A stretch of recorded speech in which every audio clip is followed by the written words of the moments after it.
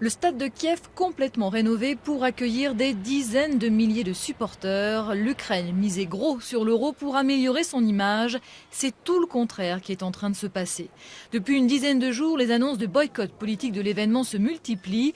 Plusieurs dirigeants européens ont décidé ou menacent de ne pas se rendre en Ukraine pendant l'euro pour dénoncer le sort de l'opposante emprisonnée Yulia Tymoshenko.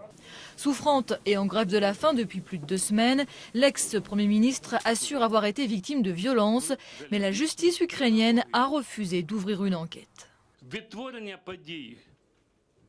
Il n'y a aucune raison d'affirmer que des coups ont été portés et qu'elle a perdu conscience.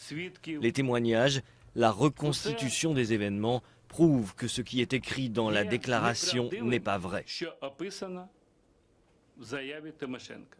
L'affaire Tymoshenko est un désastre diplomatique pour le président Viktor Yanukovych. Kiev a riposté en dénonçant des tentatives destructrices de politiser l'euro, soutenues en cela par Moscou.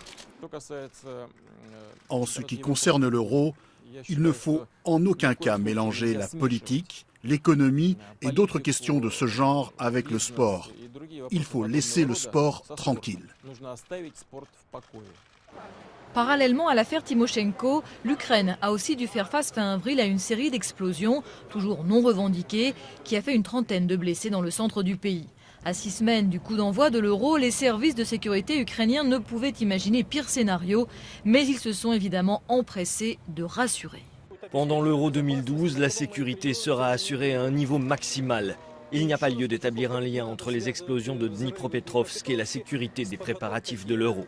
Des préparatifs qui avaient déjà été bien ternis par des retards côté travaux et ces dernières semaines par la polémique sur la flambée vertigineuse des tarifs hôteliers pendant l'euro. L'UEFA est allée jusqu'à dénoncer des prix de bandits.